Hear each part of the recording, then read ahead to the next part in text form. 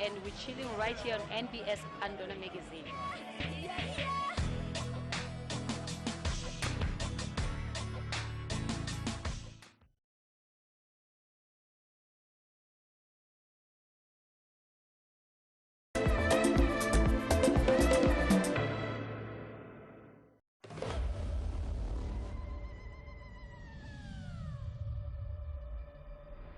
Exploring nature is a recreational pursuit that allows us to reconnect with ourselves, with others, and with the magnificent world we inhabit,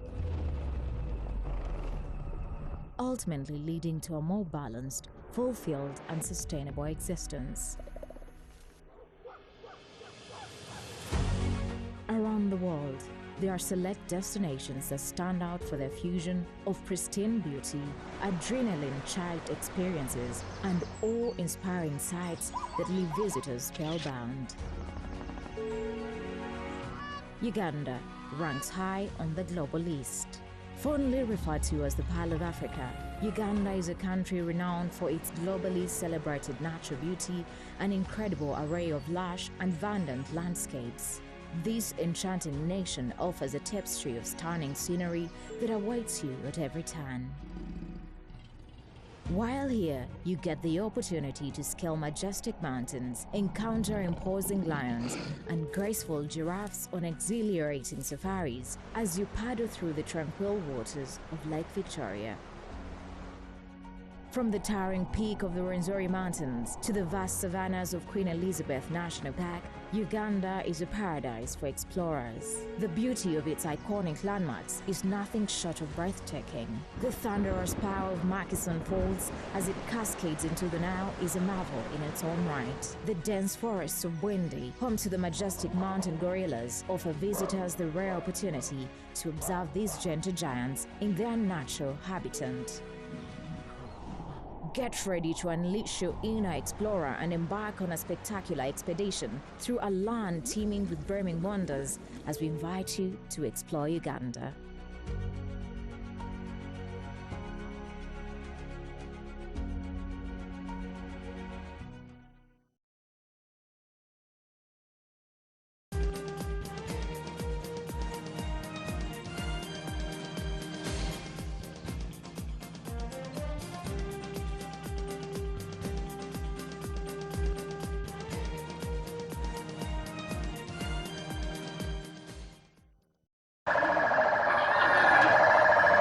These were some of the chaotic scenes of July 23, 2024, when police and other security agencies arrested some youths who took to the streets in protest, codenamed March to Parliament, protesting against corruption in the Auugust House. Upon their arrest, they were charged and remanded to Luzira prison in Kampala, where some are still being held. Those who were lucky to be freed have gone to their digital media handles, accusing the police and other security agencies of sodomizing them during the arrest. Women activists have visited female suspects currently detained in Luzira Women's Prison, but found them badly wounded. There are so many claims of abuse, so many claims of maiming, so many claims of beating, and I think most of them actually still have the pain. They haven't received as much treatment as they should have received. The activists claim the suspects revealed to them that they have identified their abusers and could pursue them after gaining freedom. Their fear was that they would be in prison and Ugandans would give up on the march to Parliament. So their call and ask to us, all of us, is that let's not give up on this fight. We are hoping that there could be a lot more on psychosocial support, not just for the detainees, but also for the Ugandans as a whole, because this is a general problem. We have not yet received the complaints, but if anyone was violated, I think we encourage them to report. We have a complaint process and report or lodge a complaint with us so that they get justice. Most probably we are thinking it's still at large, but you who knows the relatives can inform court. A1 and A2 shall execute a cash bond of 500,000 Ugandan shillings each. 2. The sureties of A1 and A2 each bonded 5 million Ugandan shillings non-cash. They were arrested 11 people, only 10 people were presented before this honorable court for both pre-taking and bail application. On the person that was not presented before court, we presented that issue to the trial magistrate, who said that we should file in a formal application to have that person produced in court. We are demanding for his immediate release. If they don't have charges against him, let them free him just like other colleagues who have been freed today and other days that we have been appearing before court. So we are demanding that Shabib Abdul be released with immediate effect. If at all the state doesn't have any charge against him, let him be released so that he can exercise his constitutional mandate as a citizen of this country.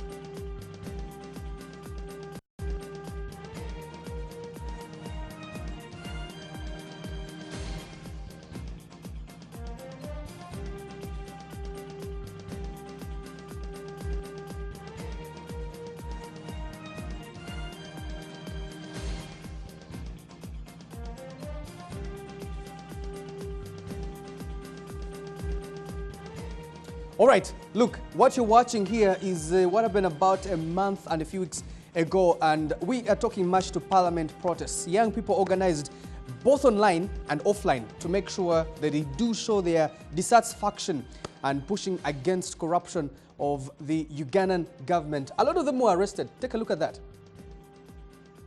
That is what exactly happened as everything went on. But as we speak right now, we want to, of course, account for really what was success to them for the young people. What exactly did they think that really change was either ignited or ignored? Was this something that they anticipated? More than 100 people were arrested, spent a lot of time, a lot of resources, and a lot of themselves to make sure that they do secure some bail. But now they're out of bail. We are now going to contextualize the debate. When you talk about March to Parliament, was change ignited or ignored? This is the NBS Media Roundtable. My name is Kanram Gume, and I have a very insightful panel, a terrific one, to discuss all this. Allow me introduce my panel, beginning with my right, Anthony Natif, who has been vocal online, part of the March to Parliament. I don't know whether you are part of the organizing or not, No. but you've been vocal online about some of these things. Good to have you on the show. Thank you, Canary. Good to be here. Marion Cherabo, former leader at Makerere University, and you've been also vocal online during this March to Parliament protests. It's always a good time to revisit some of these things. Good to have you on the show. Thank you so much. Former president of Makerere University, former guild president of Makerere University, Julius Katerega, has also been part of March to Parliament, making sure that he does understand everything as it goes on. Good to have you on the show, Julius. Thank you, Canary, and good morning to our viewers. All right, gentlemen and lady, let's begin the show. March to Parliament has been one of those things that started online and later became a national debate. What exactly was registered during that specific period. Also want to understand exactly what would the successes look like. We'll discuss cases of accountability, very important. I'll begin with you, Anthony. Everything that has happened, what is your takeaway? Well, I find it extremely gratifying that citizens are discovering their voice, even in the presence of extreme provocation and a power and violence imbalance between them and the state. Having said that, I believe that we have quite some way to go to move outrage from online, where most of the organizing has been, to not necessarily the streets, but to creating reforms that drive our society forward. So for me, a lot of the lessons I pick from March to Parliament are beyond counting the number of people who came onto the street, or counting the number of people who got bail, or counting the number of people who got cash and non-cash bail. I want to look at how much progress are we making, how much are we reducing corruption, how much are we improving public services, how much are we improving accountability. Are we going to have our 2010, now using Kenya, constitutional moment, because people have started speaking up and saying enough is enough. So those tangible benefits, for me, interest me a lot more than how many people converted from hashtag pushing to having boots on the street. All right, so when you talk about, of course, progress, there are some of the things that we look at. Many would say, I don't know how many people were able to come on the street, but also most importantly, how much was registered even after everything was done. There were court cases and everything. Do you think that the state has been sensitive, been listening to the issues of the young people as they did mobilize online? Well, the answer is a mixed bag. I'll give you this example. The main protagonist in this anti-corruption push was the Speaker of Parliament, Right Honorable Anita Among. She galvanized public anger against Government West, for good or for bad. She can claim that there's other grandfathers of corruption in the system, and she's being picked on for maybe passing the anti-homosexuality law and stuff like that, but we digress.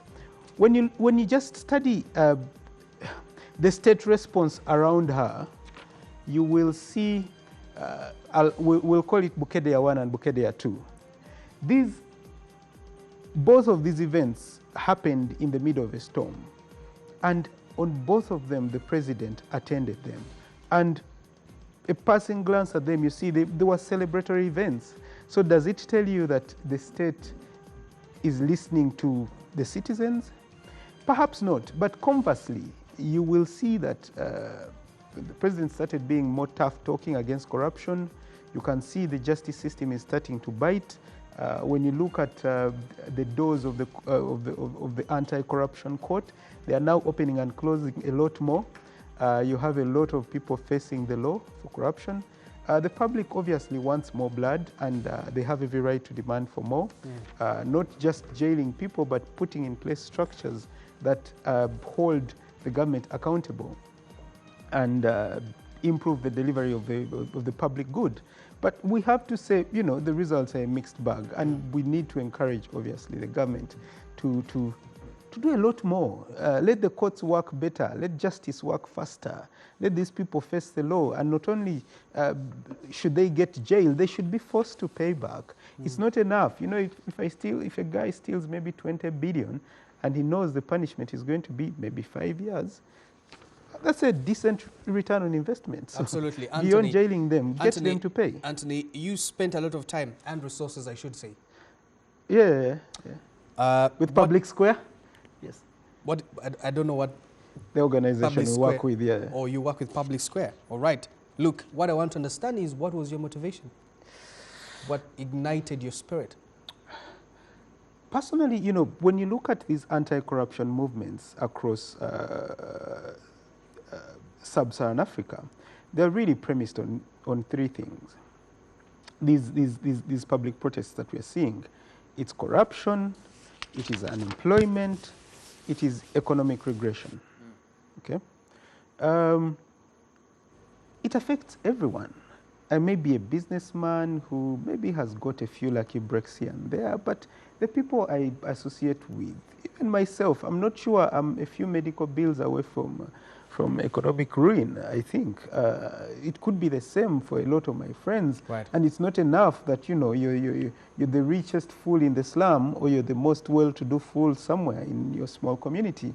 If your neighbor cannot get medicine in hospital, if the roads are terrible and all that stuff. So for me, and if you're seeing young people wasting away their potential because the system doesn't work, there's no jobs, there's no what.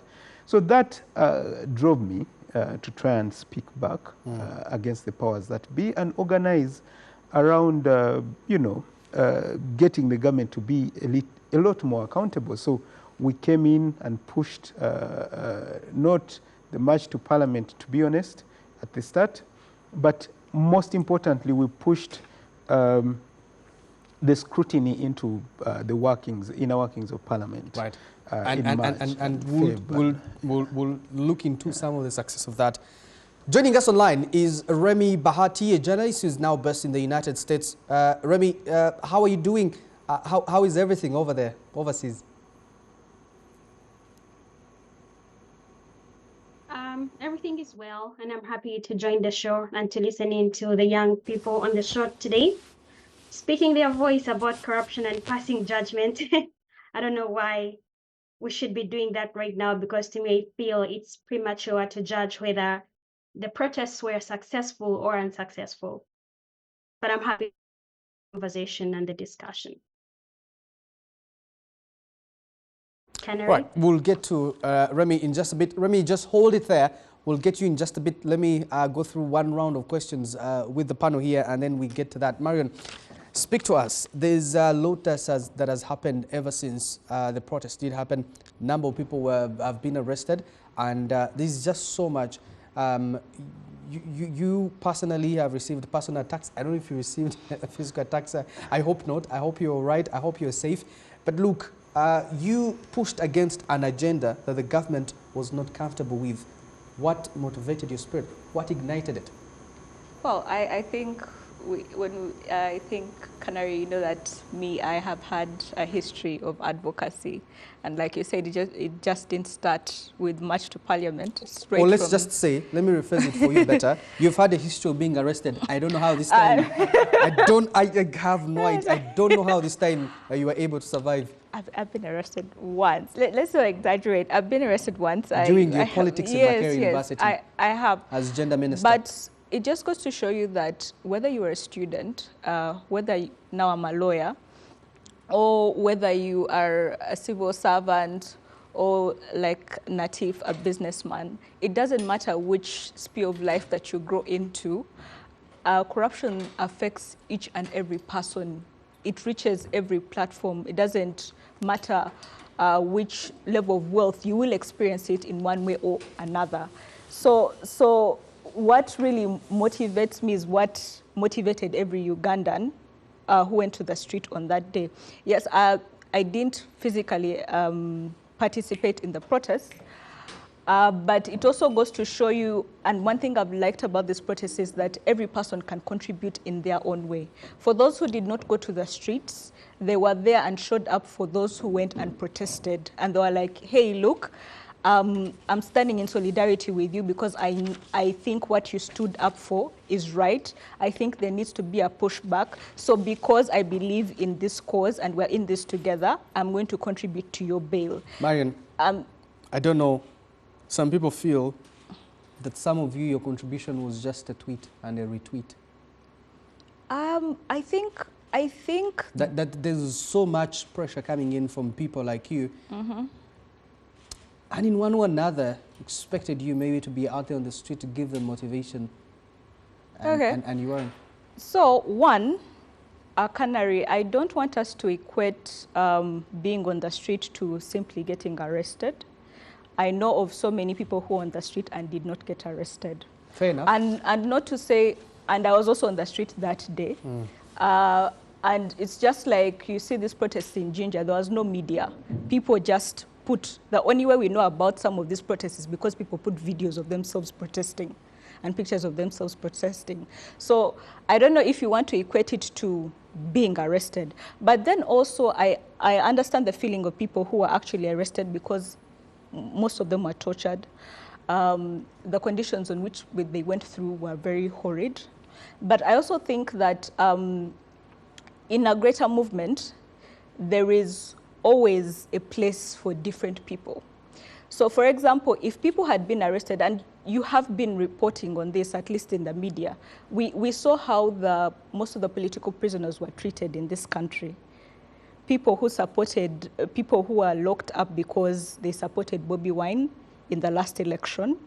I don't know if we have forgotten so soon that people were tortured and really there was no outrage. There were cries of the fact that there was lack of solidarity to stand with those people. What, let me say, the so-called tweeters that you say, and the so-called, how can you say that you people only fundraised? What the solidarity did was to make sure that these people get out. And I think no one should diminish also the contributors of those who came and stood in solidarity. Because if that had not happened, I personally had fears that some of these protesters would be spending 5 months, even up to a year, because it has happened.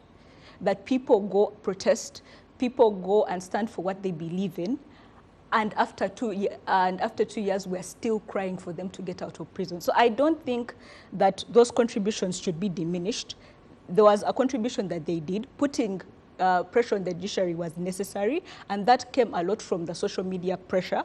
But also, we cannot forget that the start of this movement, or what pushed this movement, started from the tweets of the one native whistleblowing, of the one Agora whistleblowing. So there's a genesis. This has been likely, even the mobilization was from these spaces. Brilliant. So it is a social media motivated movement. Its mobilization has been on social media. So for you to say that simply a tweet, there's no contribution, the whole thing has been about a tweet. Brilliant. You know, looking after all this, let's get to Julius. I want to, you visited people in Luzera prison who had been arrested after this. You had conversations with them, ignited their spirits to stay strong. What I want to ask is that, looking the aftermath of the protests, of course, people who had been tweeting Marion and Natif and the arrest, say this was leaderless, partyless. In your own opinion, we're looking at the aftermath. After all this, all is done and said, being leaderless, being partyless, was this an advantage or not? Thank you, Canary. I think the fact that these protests didn't take any political face, that no particular political organization came up to own them, or even when they tried, people rejected. I think it was a big push. Canary, like Marian has said, many of us went to the streets, but in different capacities. On the D-Day of when, especially on the first day, I was personally very invested because 2 of my closest friends were actually inside. And we spent, for all the 2 weeks they were there, I can say that I went there on every visiting day. But not just to them, that included going to the female prisons in Ruzira then, Makshon Bay and Kampala Remand. And that was a very important part in itself. But also, to go back to what you were asking, there were young people across the divides. The people that are known to us maybe to belong to the FDC, to NUP, but then we also saw young people, largely a group of Gideon, Talemwa, and Ezra Byakutangaza, who are known NRM cadres, because corruption affects everyone alike, and there were very many to that extent. So the fact that these protests remained formless and were just a call for young people to show their dissatisfaction about the way our public resource is being managed, was very important, and I think it pushed the message further. All right, just hold it right there, and I'll get back to the panel in just a bit. Bahati, Remy, are you there? Yep, I am here. Brilliant. Now, you know, I want to ask Henry, I one have question. something to add on to that. Yes, Bahati, I want to ask one question. Look, you observed everything from abroad, from a view from, of course, an activist like you and a journalist who's also pushing for some reforms back here in Uganda, but from a distance. How did everything appear to you when we talk about March to Parliament? What was the perception like from your colleagues who are in the diaspora? First of all, I don't want to use past tense when talking about the march to protests, because these are protests that are organized by young people who are deeply impacted by corruption. And to me, I feel like the momentum is still building, even when they have not been successful, like the Gen Zs in Kenya who showed up in a large number on the streets. I feel like the Ugandan protests, the momentum is still building because we don't know yet the full extent of those who are affected, those who have lost hope, the graduates who have no jobs, and when they will show up on the streets to demand for change. So speaking using passive voice of did they succeed, did they not succeed, to me, that is premature for now. Because look, Canary and everybody who is talking about these protests, they were born out of a legitimate cause that everyone supports, an outcry against the systematic issues that everyone is deeply affected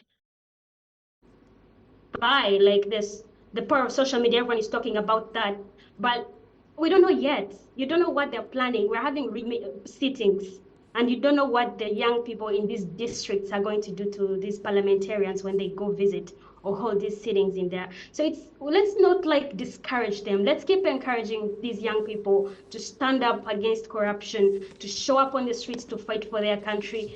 And let's not really like gaslight them and say they didn't do this, they don't do that, they were leaderless. That is unnecessary at this point. So were they a success? First of all, they managed. I remember when I was reading stories from Uganda, I remember Parliament at some point was suspended. Anita Among had to run out of the office and handed Parliament plenary chairing to his deputy, Tayewa. So that is a success. The fact that she was out of office and watching the news, seeing these people on the streets, it's a success. They managed to push her out of her office, out of her comfort zone. I'm sure wherever she was reflecting on what she was watching and seeing on TV. So that's a success. The fact that these people showed up in large numbers to demand for bail for their comrades in the courts, that's like another huge success, because I don't think the judiciary gets to see this pressure, these people showing up in placards in solidarity. That solidarity, we should not dismiss it. That's a success. And the fact that you're talking that... Remy, look, I cannot independently verify that because of the protests, Anita Among was able to hand over office back to Thomas. That I cannot look. There's millions of people watching right now. Yes, I know. Look, I understand, but that I cannot independently verify. I know that office had been taken over by the deputy speaker, and which is in order, which is legal, which is lawful. But we'll get to back in that in a bit. I want you to think about whether, in just a bit, I want us to think about whether the protests being leaderless, if you use the example from Kenya, where that was an advantage or a disadvantage. Government reached out and wanted to know who to engage and was not sure where to start from. Was that an advantage or a disadvantage? Is that a question for me? Yes, Bahati. Yes. So I don't know, when you say government wanted to reach out and have a conversation, first of all, there are so many avenues in which they can listen to the concerns of the young people. If they really cared and they wanted to listen to them, they could have organized the town hall and invite them. But what did the government do to these young kids fighting for their country? They were jailed.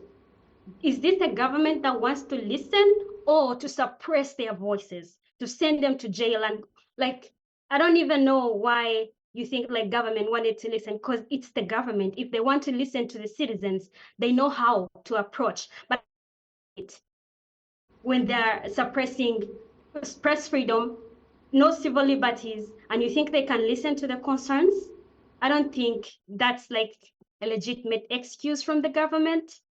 So we should dismiss it. All right. Fair enough, Bahati. Marion, you mentioned something that I think we should take interest in. You talked about fundraising. What did you mean? Before the issue of fundraising, could I address the issue of leaderless, because it has come up a lot? Absolutely. So I think when we're talking about the government looking for people and they were not there to talk to, I think a case in point of where you will see that the people actually tried dialoguing and the government did not listen is Chitezi. We have seen court cases, people actually going and saying, you know, this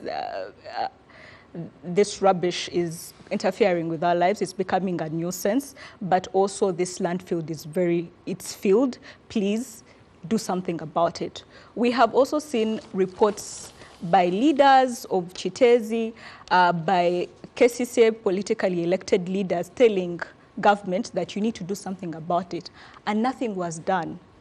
You get, until we have a disaster like Chitezi, over 100 people dying in the most degrading way possible under a pile of rubbish. So when you tell young people to, let me say, you have to have a leader so that we go and dialogue, I mean, just listen to and not to attack anyone who has, because dialogue is also a way that you can engage with your oppressors. But when we talk about the fact that when you talk about the fact that we should learn to sit down with government, I just want you to take the example of Chitezi. But also, a leaderless movement is not a new phenomena, that it happened in Kenya and it has now crossed over to Uganda. Leaderless movements have been there as social media, the phenomenon of social media has evolved. And for as long as people have now seen social media as a tool in which they can mobilize. And it's usually, I'll give you an example of of Hong Kong, when they were fighting against the extradition policy, whereby, you know, they saw it as really a move for China to see that political, how can I say, political adversaries are extradited to China to be convicted. So people pushed up, saw it as anti-democratic and pushed back against that. There is also the Me Too movement. There's also End SARS. So leaderless movements have been there, and they usually occur in a place where people feel that there is a power imbalance. That if I go out to protest, the likelihood is that I will be arrested, I'll be brutalized, I can even be killed. So, but also the leaders of this movement will be targeted in the same way. So what we do is to make sure that there is no trail for government to follow up and say that, oh, Natif is the one behind this thing, let's go after him. And you are pushing against a lot of things, and you also want change. Yes. It means that change, if it is to be ignited, I don't know whether you have an idea on how the state works, that if it is to be ignited, has goes through a systematic process. Who tells you? I mean, don't you think the Me Too movement had some change, at least in the countries where it happened? In America, there are big political figures, but also big celebrities that were brought to book because of the Me Too movement. Otherwise, they had covered up their tracks because of their money and influence, and people were never able to get justice for it. Absolutely. I'm talking about when we talk about Kenya right now. I'm talking about a movement bred in Uganda. Yes, but yeah, isn't this a movement? What I'm saying, I'm talking about a movement bred in Uganda, developed here, and we do understand how the system here works. Yeah, but isn't it important that you put into account how the Ugandan system works? So the Obote system used to work in a certain way. The Amin system used to work in a certain way. But people were able to rise against it and overturn it. So that's the whole idea of revolution, breaking the system, dismantling the system. Yes, thank you. So it doesn't matter how the system in Uganda works, but you have raised up against it and you're breaking it. Thank you. A little bit about a movement being leaderless. Is that an advantage? Or I actually argue the opposite. I think that to say a leaderless, formless movement is a fantastic approach to drive social change is to misunderstand how the structures of the state work. We'll use the example of Kenya, where we seem to have pretty much copied and pasted. So Kenyans came around and said, well, we are leaderless, we are formless, we are pushing back against the finance bill. 26th June, President Ruto recalls the finance bill in its entirety. They didn't go off the streets. They came back and said, well, we want you to get rid of the cabinet. July 11th, he kicks out his entire cabinet, apart from 1 or 2 people, including his vice president, his deputy president. Then he says, well, and the last time that had happened was way back in 2005. If you remember, when then President Kibaki lost a referendum, and he looked at it as a vote of no confidence and kicked out his cabinet. But then happens July 11th, calls people to come and have conversations and form a broad-based government. What did the Gen Z's response be? We are leaderless, we are formless, we don't negotiate with terrorists, pretty much. So that's self-defeatist. And so the point of activism and pushing social movements like this is that you want to get invited to the table and where decisions are made and have your voice heard. Now, if you shun that... That's the thing. Why should you be invited on the table? The issues have been articulated both online and on the street. The demands are right there on the placards. Why should you be invited on the table? Because to do what? Guys, because there's structures through which we work. Noise is not enough. Noise draws attention.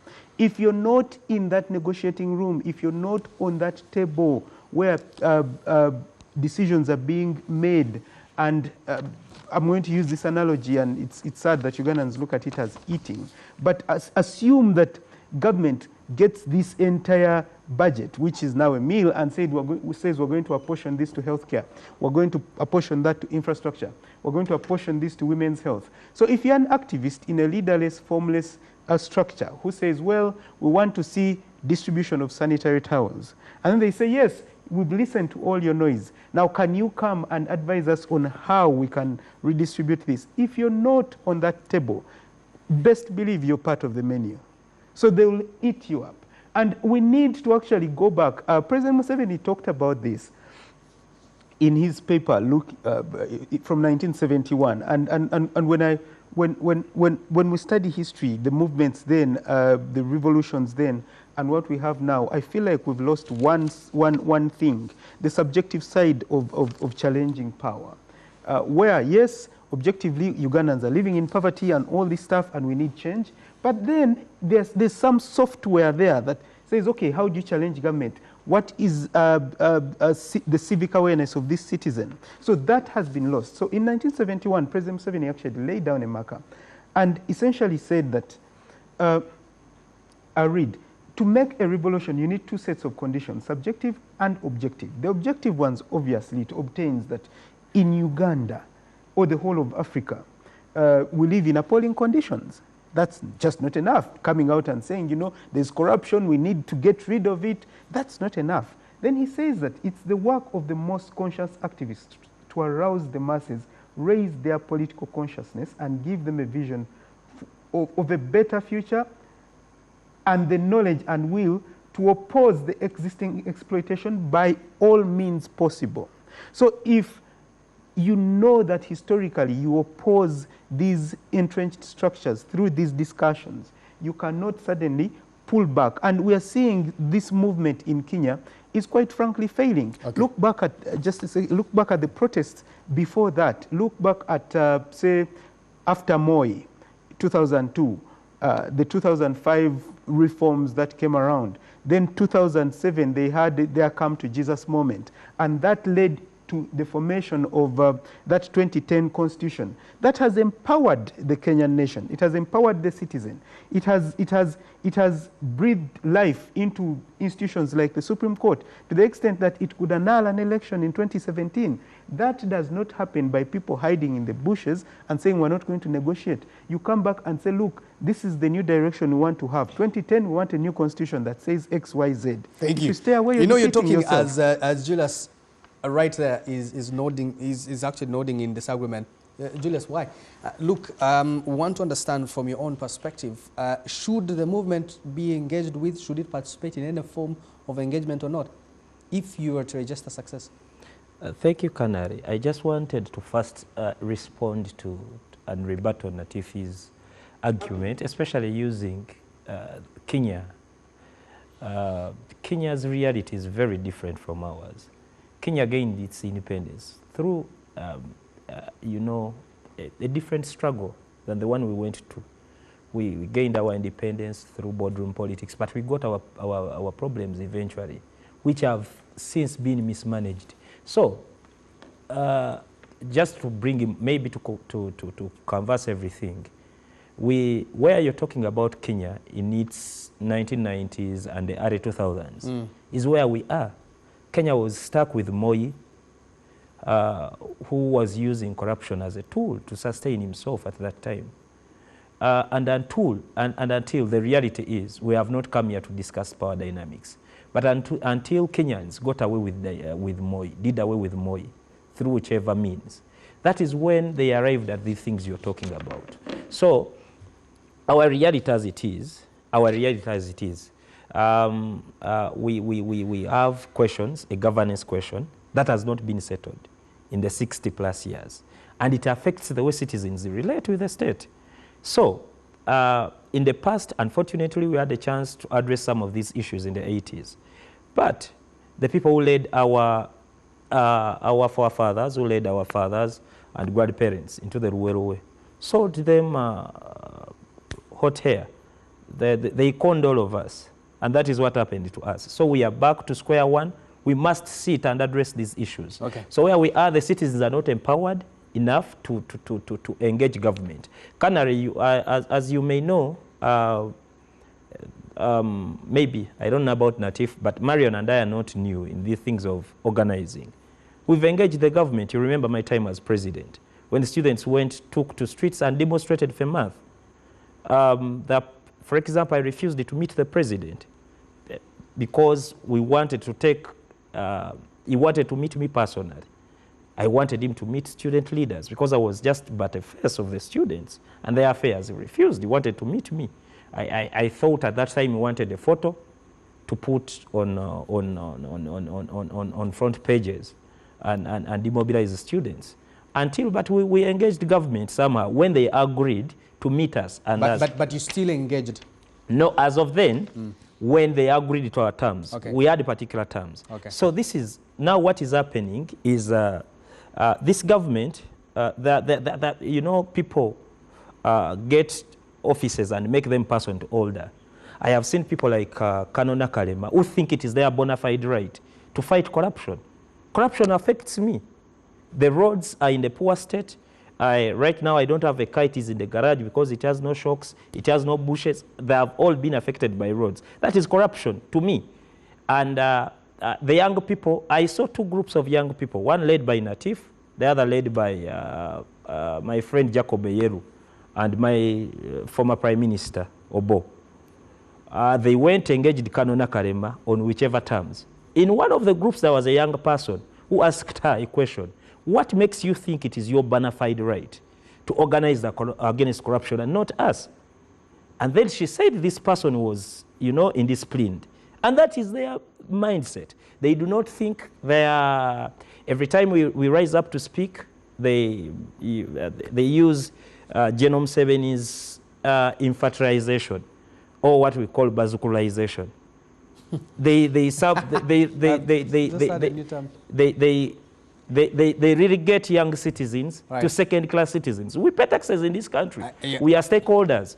The people who went to protest, most of the families were taken care of. The people who went to streets are young parents who are paying, who are young elites, who are educated, young doctors, young lawyers, young journalists, the friends that we know, the colleagues. But they are afraid of the system. And the system cannot listen to us because they see us as second-class citizens. All right, thank you. And that thank is you, not Julius. something to dwell with. That is something that should be addressed first. Thank you, Julius. Let's take a break. When we return from this break, let's talk about what would success out of these protests look like, but also looking into issues of accountability, most importantly from the different institutions, even to government, what should be the best practice? And look, in the studios, I have a terrific panel discussing all this. We'll return after this break.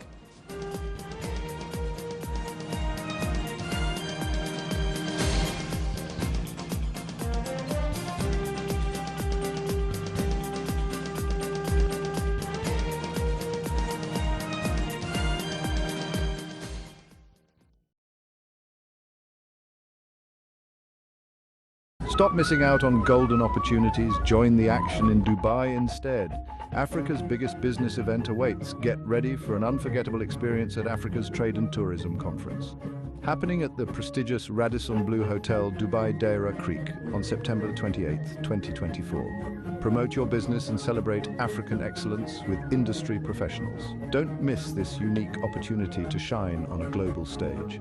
For more inquiries, contact us below. I have a list of suspects in my file here, but I need you to help me identify the thief who attacked you.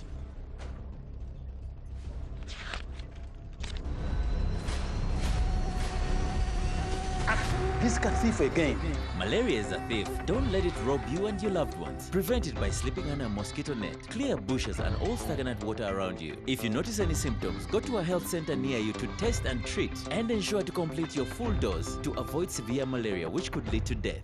This message is brought to you by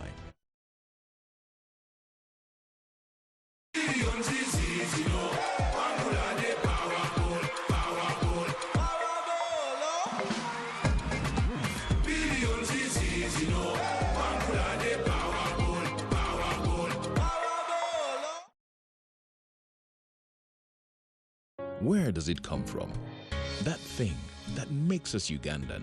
Some say it's in our history, in our culture, and in our hearts, in our warm smiles and vast miles of coffee. It's in our inherent pursuit to always be better, to never stop growing and glowing. We are a nation of sweat and skills, a nation of ideas and inventions. But what truly makes us Ugandan is our quest to invest in agribusiness, manufacturing, tourism, infrastructure, health, and education to improve the quality of life of Ugandans. That's what makes us Uganda Development Bank. Uganda Development Bank, inspiring development. You always stand out, and so do we. You bring the vibe, and so do we.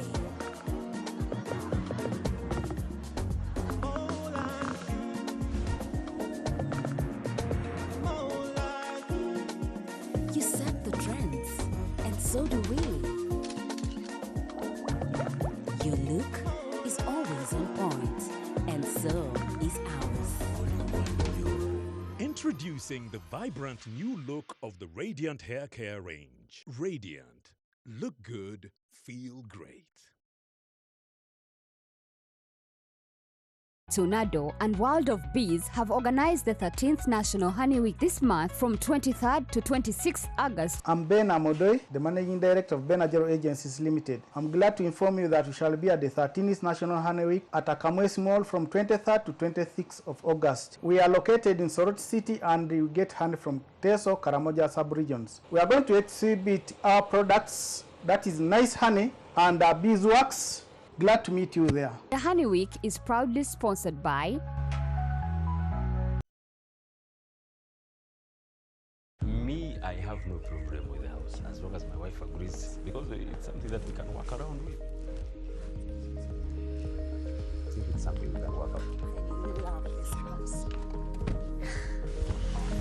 Are you going to buy it for me? Of course.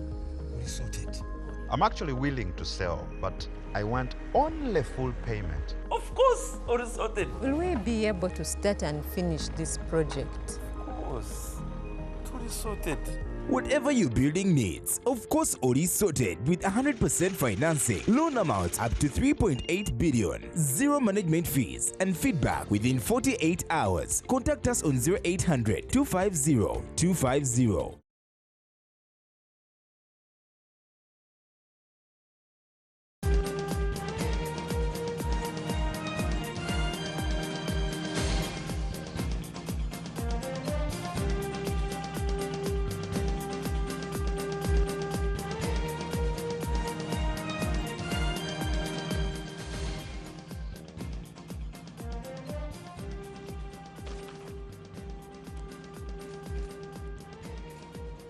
All right, this is the NBS Media Roundtable. My name is Kanaro Mugume.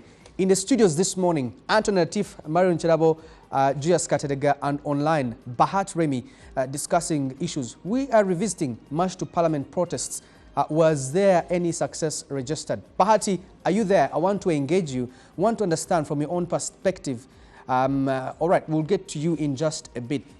Marion, all right, I'm told Bahati is back. Bahati, you have raised issues of accountability. You have raised issues around these March to Parliament mobilization efforts. In one way or another, you're being looked at as someone who is watering down the efforts of the many people who are young and are trying to cause change in terms of pushing against corruption in this country.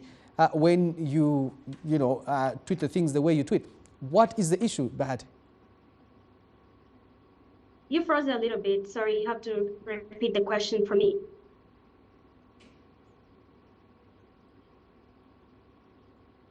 All right. Canary, are you there? Yes, I'm there. My question is, sorry. My question is, you have raised a lot of concerns online and created a conversation, but you are being looked at as someone who is, aren't you just watering down the efforts of many young people who are just frustrated by how the Ugandan government works and how it does deal with corruption? Well, Canary, that is not true. I am a journalist and a criminal justice researcher who is interested in social justice issues. And one of the things that I've prioritized in my work is advocating for human rights. I am very committed to defending free speech. I'll defend your rights as a journalist, as a cartoonist, as a musician, to make sure no one gags you when you speak or no one pushes you into silence for speaking up. And to me, transparency and accountability are the ideals not to just be preached, but to principles that must be consistently practiced in government offices, in NGOs. Everyone must be held accountable for the discrepancies between their words and actions. And when I saw someone raising up, speaking up, saying I have been gagged for asking questions regarding transparency, that raised an eyebrow for me. I amplified the voice by asking questions. Why can we not practice what we preach? Why can we not respond to simple questions of yes and no? So to me, honestly, that was a trigger, an eye-opener. Like, I don't know what people are hiding in all of this, why they're not responding to questions. And that's why I came up to speak and ask questions. I'm now being misinterpreted because of that. But this is not a personal fight. No one has personal vendetta. It's just a fight for transparency and democracy. Quite interesting perspective right there from Bahati Remy. But just hold it right there because we'll get back to you in just a bit. Marion, you raised concerns around fundraising and how this created a conversation online. What did you mean? Okay, so who was fundraising and for what? So two issues. Before I jump into that, I'll make it very small. So, because we are covering so many things at the same time, so sometimes I want to respond to something and then this. So, before I go to the accountability issue, I just want to respond to Natif briefly by saying that this was not the first time that Kenyans had a protest against the finance bill. The first protest against the finance bill was 2023. This same government of Ruto's found it prudent to bring back the same issues and again ignore what people had said in the last time the protests were there. They had even been warned by the IMF that this would happen. The IMF, which is actually responsible for some of these taxes. So, but also when you talk about disbanding cabinet, the Kenyans are telling you that it wasn't really a disbandment. People were just shifted around in different positions. This one was moved here, this one was moved the other side. So that can't be a government that is ready to listen to you. So if I'm a Kenyan and I'm saying, okay, I have tried to sit down with you, every time I go into the room and dialogue with you, you take me for granted. You laugh in my face. So this table no longer works for me. Let me do away with the table. And that is what Kenyans are saying. And it's within their right. Their constitution allows them to do so. If you feel that this governance is not working for you, they are not fighting corruption hard enough, they are not listening to the views of people, you have a constitutional right to protest and to say that this doesn't work for me. I therefore do not want to be part of this table. And it's within their right. Those who want to be part of the table continue. But Kenyans have said, equally Ugandans have said, we don't want that table. That table doesn't work for us. That table never worked for us when we were crying about Chitezi. That table never worked for us when we were crying about interns. Every year, by the way, that table doesn't work for us when we are crying about LDC and the fact that it doesn't admit students because it doesn't have resources. So that table doesn't work, and therefore we want to get rid of it. Now, when we come to accountability, so I talked about the fact that solidarity was shown in so many ways. Solidarity was shown through people showing up to court and through people tweeting and retweeting that these are our people who have been arrested and they need to be released. Like Aterega said, some actually went to these police stations and prisons to actually bring food to these people and make sure they're taken care of. But also accountability came in the fact that there was a need because people were saying that there are bail applications to be made. There was legal representation to be made. So everyone had to step up. Uganda Law Society stepped up. But also Ugandans around the country decided to contribute to the bail of individuals. And I think that was important. That was another thing that Ugandans can actually participate financially. It's something that I personally had not seen. It happened. And I commend that Ugandans coming together. Now, the thing about accountability, I think accountability, most of the accountability for the money that was used was given, at least to the people who received it. So I don't really understand what people mean by accountability. Do you find the queries around accountability legitimate? So what accountability are we talking about? Because that's the other thing I don't understand about this there's been a narrative online, and this has also been perpetuated by the state, that a lot of institutions and a lot of groups have been able to get money. The president himself has tweeted and talked about foreign funding. We're still waiting for that evidence in court, honestly. But what we want to understand is that when you talk about raising money, if it's for legal fees and whatnot, through what means, exactly how was this organized for some of these fundraisings to begin and be able to succeed with that? If it's for example, money that's been collected, how did it end up? You could give us some perspective on that. So like you respond on the bail thing, yeah, in just a bit. So like you have said, where is the evidence that if we're saying that certain organizations were foreign funded, where is the evidence? You get, are we going to start having conversations about hypotheticals and propaganda? So where is the evidence if you're demanding for accountability? Because I remember when we had the NGO exhibition, for example, there were issues to do with sexual harassment. And victims actually came into people's inboxes and said, I think, Natif, you were also part of that. Did you receive some of the complaints? Victims came in and said that I was at this... But not much. Part of the victims? No, I'm not saying. No. I was not part of the victim or abuser. He looks like a victim. No, at all. Marion. So I was still continuing. So people came out to say that I was sexually harassed at this and this organization. Others came out to say that, I haven't been paid. You get. So there was evidence from actual victims that this happened to me and I need recourse. That these NGOs that purport to fight for human rights are actually violating those rights. Those are labor laws, and it's criminal to violate labor laws. Right. And they actually came out. So what accountability? Because when we can't take who is the victim, who is coming out to say that you did this, what accountability? I need to understand the context of this accountability. Okay. Because if it's about money, what I understand is that those who got money actually gave account for it. And they actually told you that... Those money received? Yes, there was money received. It's an open for the bail applications. And it was all there for everyone to see that money was received from Ugandans. I don't also want us to, I feel like it's very hypocritical and very dishonest, but it is also unfair because Ugandans have agency.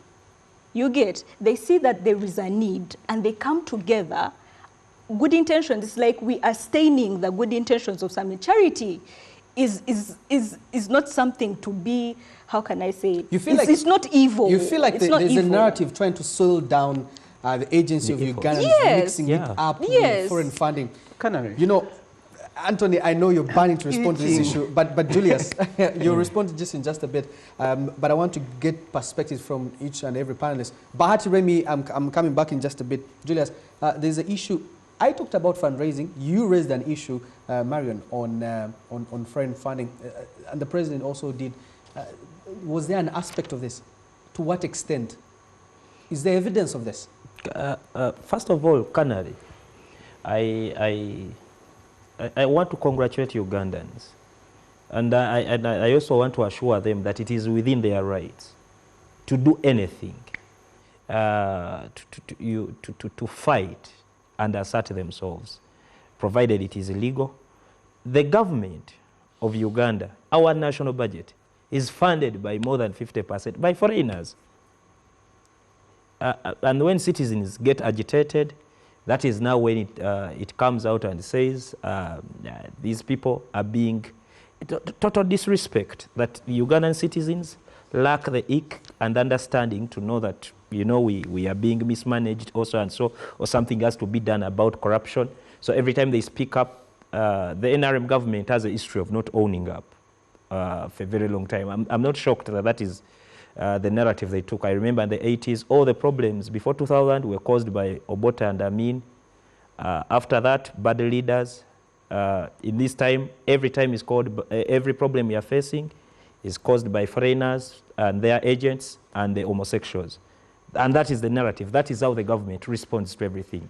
But I wanted to commend Agola, chapter 4, a public square of Tony Natif, Marion with our Next Gen Women, and all other organizations that came through and did whatever they did in whichever small capacity. I remember Agola through Agatha at Waire came through and gave accountability.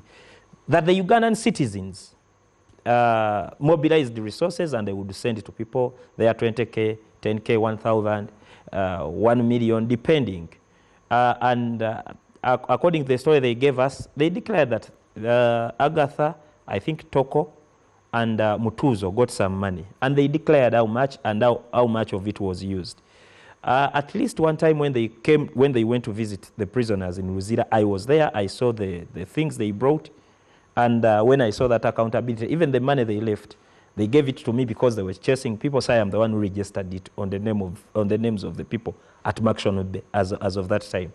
So when they put it out there, I was like, okay, I remember this in that particular component. So for me, all this is to water down the abilities of the citizens to organize. That notwithstanding, so long as the citizens, have not engaged, say, our enemies or anything, it is within their right to engage their friends for funding, if that was the case, like the government does. It doesn't matter where their friends are? Absolutely. Because one of the biggest funders, one of the people that run our economy is the diaspora. Interesting. Anthony, yes. You have raised issues of accountability online. And where is all that coming from? Do you really honestly believe that you should water down the efforts of the Ugandan Citizens Agency, like Marion stated it, through that? Interesting. There's 4 issues primarily from listening to my co-panelists, and I would like to try and respond to each one of them individually. Marion raised a very interesting issue of not recognizing tables that haven't worked for them. Basically not recognizing these state structures. I'll speak to that. Foreign funding. We'll talk about the leaderless movement. the agency bit and bail. Now, if you say you're not recognizing state structures, taken to its rightful conclusion, the application for bail is the recognition of a state structure. So when you start collecting money for bail, you're collecting money that allows you to negotiate with a state structure, and you're paying it for your freedom. Now, Marion, you're a lawyer. You're very familiar with what we call lawfare. I'm going to read you something. And I was one of the first people, Public Square was one of the first groups that said, well, if we really understand what this leaderless movement is saying, and Marion reiterated it here, that they do not recognize these state structures, they do not recognize this table, therefore they cannot go to it, then taken to its full conclusion, they shouldn't accept to, one, pay for bail, they shouldn't collect that money, they should force the state to actually free them of their own recognizance. And using lawfare, there's clear examples of this, Marion. I'll refer you to a case, a very prominent case that I haven't seen us talk about much in the African Court of Human and People's Rights. It's Issa Konate versus Burkina Faso. The guy was a journalist. He was going to be jailed for defamation. That came during his work of speaking up against corruption. And that decision comes down to custodial sentences for defamation are an affront to free speech. You understand? So if you're coming in there and saying, I'm standing here, I'm going to defend my constitutional rights, enshrined in Article 20, in Chapter 29, of I have a right to a conscience, I have a right to protest. And then the same Constitution tells me the duty in Chapter 17, Article 17, that as a citizen, I have a duty to combat corruption. Anthony, so, Anthony, now, what's your point? The point here is that applying for bail is recognizing state structures. You're negotiating with them. If you're a prisoner of conscience, you should stand up and say, no, I'm not going to take that. I am going to force you, the state, to actually grant me bail on my own recognizance. Right, I'm also going to force you not to jail me for speaking up. Fair enough. Let's get into the issue of accountability. Yeah. I think that point has... The issue of accountability is, for me, I think it's a sideshow. Except on the part where you need... everyone were being diverted. Except on the part where you really need to declare to the people in this post-colonial existence. You need to tell people that, you know, we're doing this work, but this work is foreign funded. Now you can't say, oh, citizens have agency. And then in the same breath, you say the work that powers citizen agency is not funded by the citizens. It's funded by someone outside. And you're not divulging that information. It's duplicity. So for me, that's the only problem. Just this work is expensive. We do it at Public Square. It's extremely expensive. We sympathize with the people who get into the trenches. It's not only economically expensive, it's expensive to your lives. People like us have got death threats. Our daughters have got, we've been threatened. For instance, I no longer drive with my daughter in the car because I fear they can shower it with bullets anytime.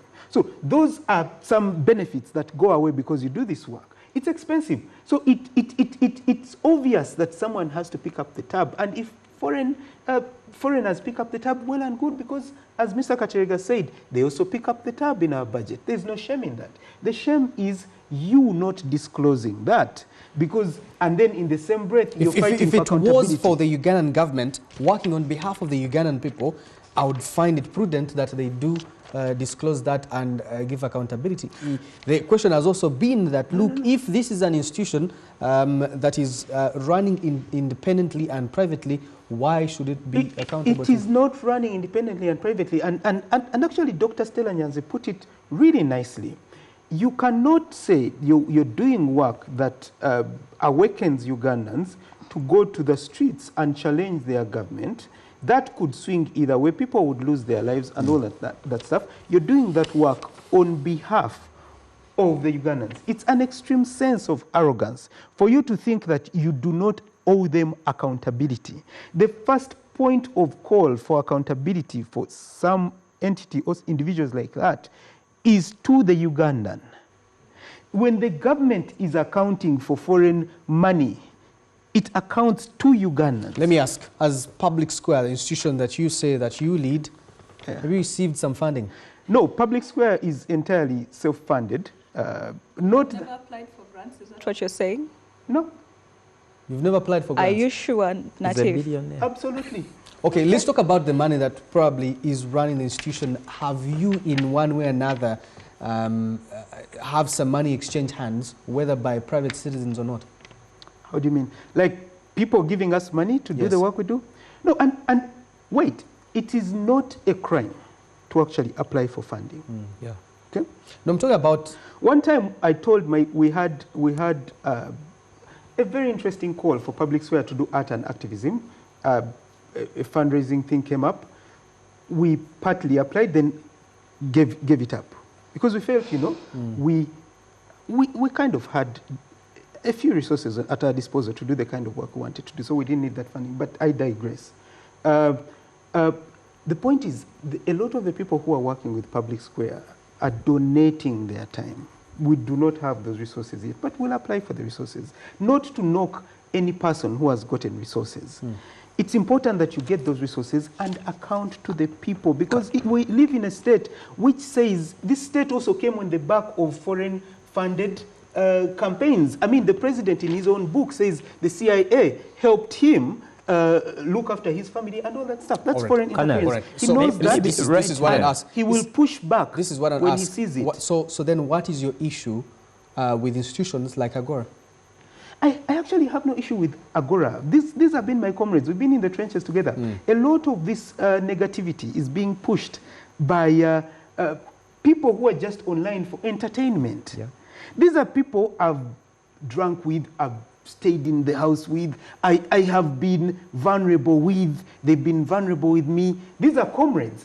But there's a certain narrative. We exist in a schizophrenic social media frenzy where people are looking at activism as entertainment. Forget the accountability part. You raised things online that had to do with accountability of institutions. So my only problem with activism. Agora is, and chapter 4 actually came out, is that you hand back the narrative to state agents that are going to say all your work is foreign funded, therefore you're some sort of traitors, okay? And they may not be immune to cooking up some evidence here and there and mixing it up with legit information, and then suddenly you have a mix that is dangerous that will get people jailed for years, as Marion says. So what you need to do is get ahead of that and say, look, guys, we've got, I see $200,000 thrown around, I see $1 million thrown around, I see what thrown around. This is good money, and it's money that we need. So you come out with it, and a lot of these, some of the Agora leadership has been asked direct questions. Do you have foreign money? And they've said, no. Now, what that does, quite frankly, is it takes away the conversation from the actual issues, fighting corruption and what, to your truthfulness. And then the next question is going to be, if you're lying about something so basic, then what else are you lying about? All right. Come out with it and inform the public. I have got, even if it's $1,000, like we did with the citizen, contributions towards bail. That was brilliant. You come out with it and say, we got 40 million shillings. Like Agora did. Exactly. It's declared. They did it brilliantly for Ugandan money. There. They should do the same, even more importantly, in a post-colonial existence, they should do the same for foreign money. Thank you. Thank you. Very nice. Julius, hold on to your comment. Let's return with that after this short commercial break.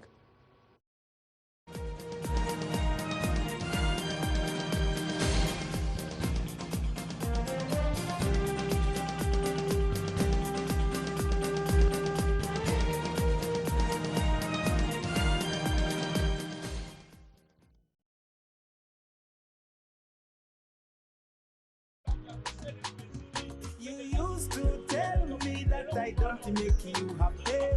All that time you would be complaining. I'll call you every day, yeah, yo, baby, don't know. You can now get all the Chibuzi out with MTN voice bundles. Call all networks. Kupei Dondoro. Buy a 25-minute voice bundle for only 1,000 or buy any daily voice bundle of your choice. Dial *100 *21# and select daily or use the My MTN app. When we talk together, we are unstoppable.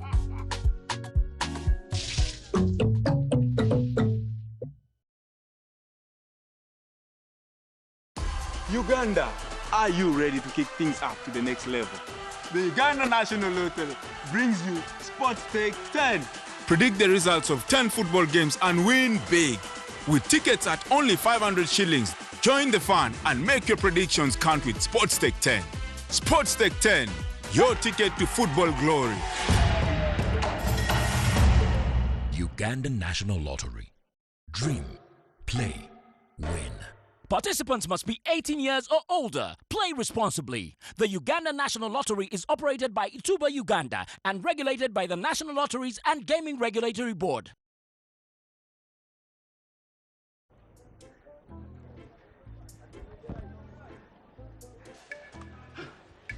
Three tickets to Nairobi, please. Sorry, but the Nairobi line is further away. What?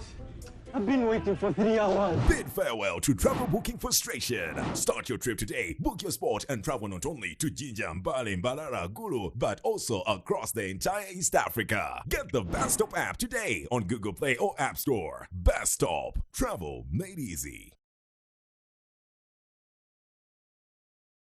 Discover Prince Badruka Kunguru Heights, looking for premium office and residential space, offering over 2,500 square meters of office space across 5 floors, 35 fully furnished apartments,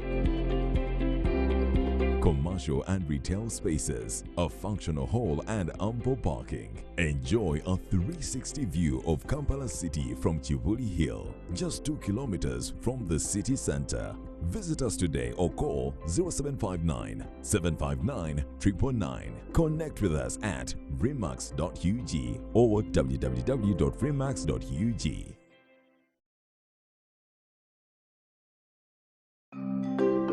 The Uganda Bureau of Statistics, UBOS, has commissioned an independent team of experts to conduct post-enumeration survey, PES, starting on Wednesday, 21st to Sunday, 25th August 2024. The post-enumeration survey aims at validating the quality of census results in terms of content and coverage. The exercise will sample 1,000 villages in all 135 districts and 11 cities countrywide. Uganda Bureau of Statistics appeals to the local government leadership, especially LC chairpersons, to mobilize their residents and the general public to cooperate with the data collectors to ensure the exercise delivers desired outcome. For more information, please contact 0779 129 204 or 0701 439 161. This message is brought to you by Dr. Chris Mukiza, the Executive Director, Uganda Bureau of Statistics and Census Commissioner.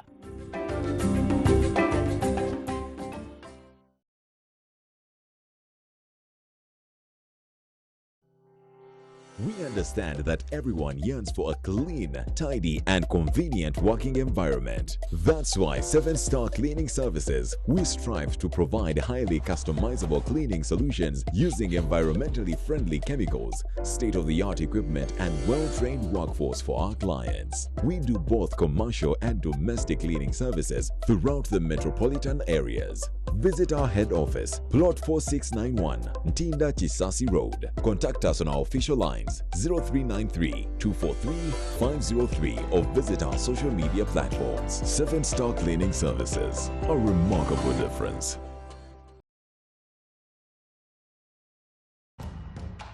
Find out if you're a winner this Friday with the Powerball Draw Show, brought to you by Ituba, the proud operator of the Uganda National Lottery.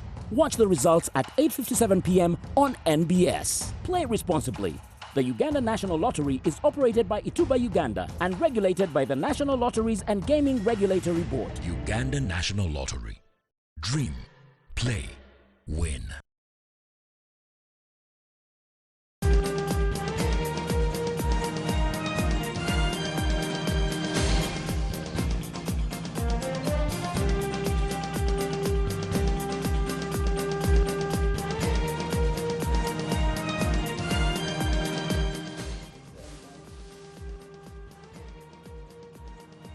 This is the NBS Media Roundtable. My name is Kanra Mgume. We are revisiting March to Parliament protests, if there was any success registered. But amidst all this whole conversation, issues of accountability has come up, and we find it prudent to discuss that. In the studios this morning, Anthony Natif, Marion Chidabo, Julius Katerega, and on the line, Remy Bahati. Remy, are you there? We want to bring you in here.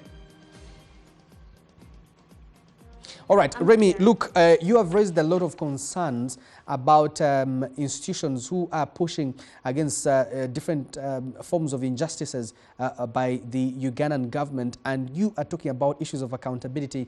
What is your problem? Well, Canary, if we as activists truly believe in transparency and accountability, we must consistently preach what we talk about, you know? So selective activism and evasive behavior just undermine the causes that we're championing. And I'm listening to the lady on the show saying they provided accountability, which is good, at least they tried, but they only provided screenshots of the money that they had collected from the was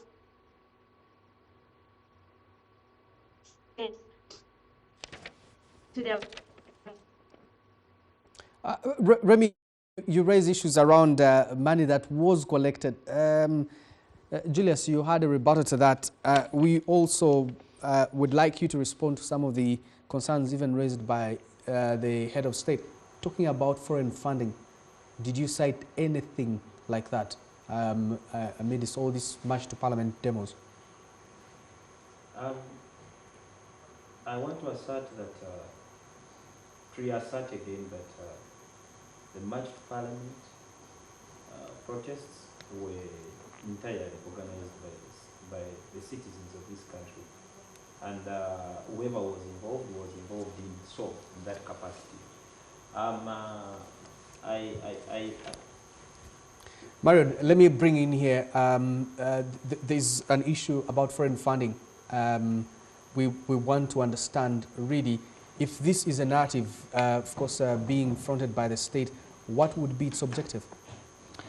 Well, like I said, we're touching so many things, and I have a lot of, but let me respond to that before I respond to his bill issue. So, of course, because as an oppressor, it is its work to show that the people have no agency, they have no brain to see what is right and wrong. Perhaps they are too brainless to see that corruption does not affect them. You don't expect your oppressor to fight fair. He will always want to take back the narrative because that's his way of fighting back. You must be foreign funded. And meanwhile, like Natif has said, we do know that during his time in his struggle, he had some foreign help. But who, Natif? No. No, he was just pointing out. Oh. He was just pointing out how the president had some foreign help. But that's besides the point. The whole idea is to remove agency from Ugandans, that this is not your struggle. You have no business in this struggle. You're weak. This is orchestrated by someone else. There's a third force. It's not really you. And it's just to create that narrative to kind of discredit and make it seem like there is nothing that these people are saying. And I believe that initially, though, because of the pushback, he even wanted to, because I was hearing, there were rumors in circulation that there was a terrorist kind of, some people were going to be charged with terrorism. And the Solidarity kind of pushed back against that and made sure that that didn't happen. So he wasn't really successful in what he was trying to push, I must say. But what I fear about this accountability narrative is that whereas Ugandans who participated in the protests, and many of them have come out online to say that no one mobilized me, no one gave me money. I went there because I have this at heart. Yeah. Corruption has killed my mother, corruption has killed my parents, corruption has killed my career. Because of corruption, perhaps money that would have been channeled to creating more employment opportunities for me has been swindled. Or because of corruption, people have died in Chitezi. Because of corruption, interns have not been deployed. So it's just a distraction. So for those people to come out and say that no one employed me to go out, because that's what they're trying to say, these people are employed, That there was hired funding guns. for people to go out and protest. So I feel like what this does, this narrative, and even if people are hiding behind the lens of accountability with no evidence, give us the evidence, like I have said, that this thing was foreign funded. The problem is that this thing distracts from now the real issue that caused all this, the March to Parliament protests. All right, so you find this very deliberate to distract everyone else yes, from... and people are playing into it, unfortunately. I'm seeing activists playing into it and distracting, which is a disservice to all those who went and protested on 23rd and continuously. Thanks, Marion. Because we're not even talking about people who protested in Jinja. Right. We're here talking about accountability, which is unfair. All right. The real issues are there. People want to protest in Gulu, but we're here talking about accountability. So we are going away from the objective, and that was the fight against corruption. Thanks, and Marion. that's the problem I have with this narrative thing. Julius. Yes, on the issue of accountability, you know, as a student of conflict resolution and what, I know that the biggest duty bearer in any case... protesting in Makerere while you were a student of conflict resolution. No. I was... now I'm saying now. Not back then. As a student of conflict resolution, I know that the biggest duty bearer in any case takes responsibility. So the biggest duty bearer in this case, in as far as remains the state. The state has not accounted. There are young people who came out with claims of being sodomized. People were driven away and taken to some other prisons. We had those chats, online, and there is no accountability for that, using, sexualizing people's bodies and using it as a tool against them. And we think that also needs to be accounted for in all this. The state has not accounted there, and it is driving another narrative. I wanted to not talk about the money because I do not know so much, but the reality of the politics in civil society.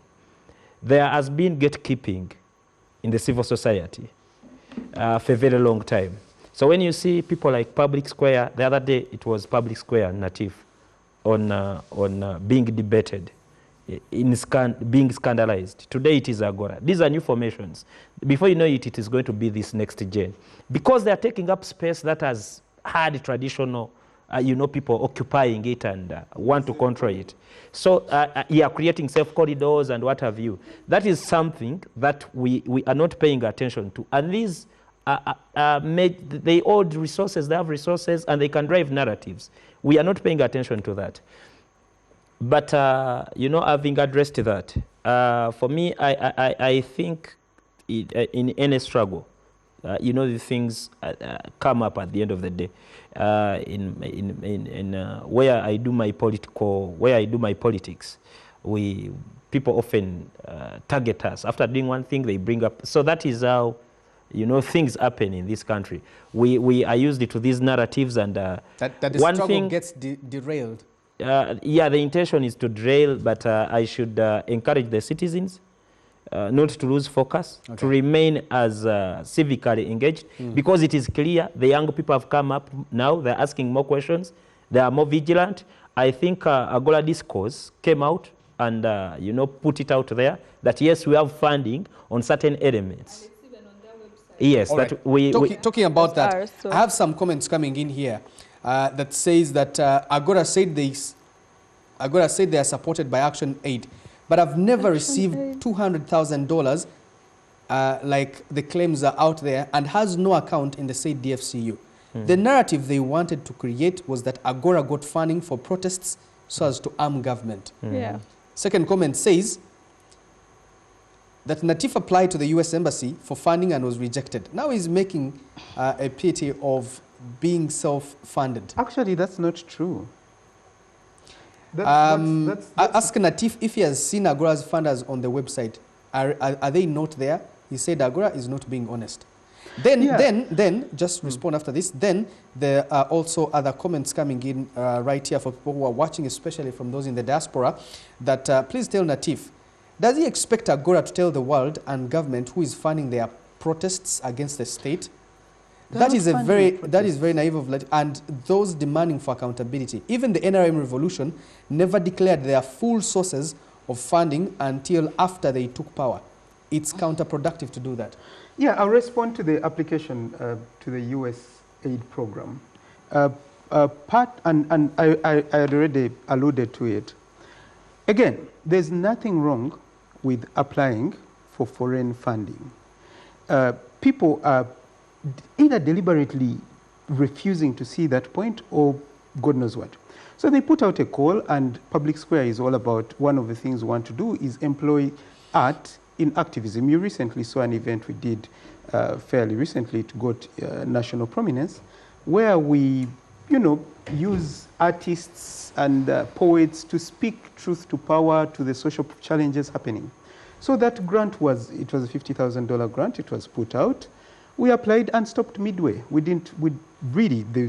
weren't rejected. We just didn't complete the application process. So the money didn't come through? No, we didn't really complete the application process. I mean, Public Square doesn't even have that SAMS number that you need to apply for US funding. That's really obvious, and it's not something we bothered following up. But that is diversionary. It assumes that we have a problem with people getting foreign funding. We do not. We believe that we've said this work is expensive, and anyone who comes to help you do this work is an ally and should be celebrated.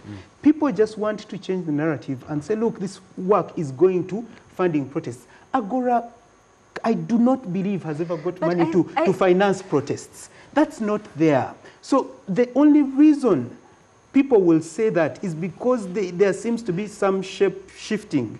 When asked a direct question, have you ever got... No, there's spaces here where some leadership... Let's just hear it. I think context is very important. If you have, even before this thing, the genesis of this conversation of foreign funding came from the president. That we are hearing that these people are being funded by foreigners. Then all of a sudden, New Vision releases an article that says the same thing.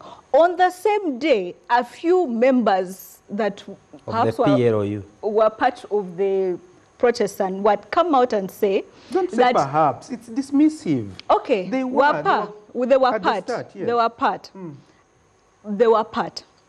They come up and say that... during this thing, certain people offered us support, but we never got. So why don't you believe them? We never got that support because they say they never got it. You get the EU, the US today. It's EU today. It's US aid, but no one got this funding. So for us to make it, then comes in Agora because it was EU. Now it's US aid. Now it's Agora. I don't want to say people's names on television. Now it's Cynthia. Now it's who? It's counterproductive because there is a narrative that the government wants to build. For us as activists in this movement to help in the building of that narrative is wrong. It tramples on the torture, the mistreatment, the arrests that these protesters went to. We are discrediting their agency, the fact that they went out and spoke out for things they believed in. Marion, the way you change that narrative, destructive. Just hold it there. Because it's context native. Thank you very much, Marion. You can't have this conversation without that context. I would like to respond on context also. We'll respond. And Julius, I'll come to you in just a bit. Remy, your parting shot, really, let's talk about this whole issue of accountability in its totality, but also you've been pushing against some of the different forms of injustice by this government. Now you've turned your guns to private institutions that are trying to do some work here. In your parting shot, what would you say is the ideal, what is the right thing to do in such circumstances? Bahati? Well, Canary, I think Marion should stop misleading people on the show. She is mixing two things in one, the Gen Z's protests and then the accountability being demanded from Agora. Those are two different things. the Gen Zs, for the protests were just like regular protests. I don't think they were funded. But then there were these radical accountability crusaders who are always holding the regime accountable.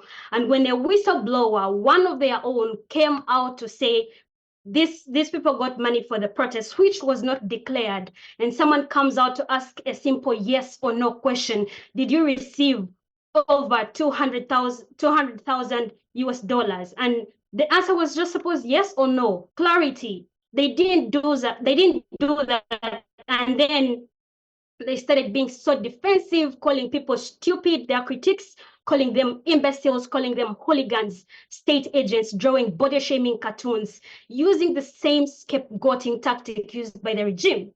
That is being so evasive and being so arrogant, and it's that extremism that I am fighting, that people like Dr. Stella Nyanzi is fighting, Hillary Taylor is fighting, Isaac Samakade. We're all saying we're fighting systematic issues, and we're not trying to have the people who want to lead us promote the same issues.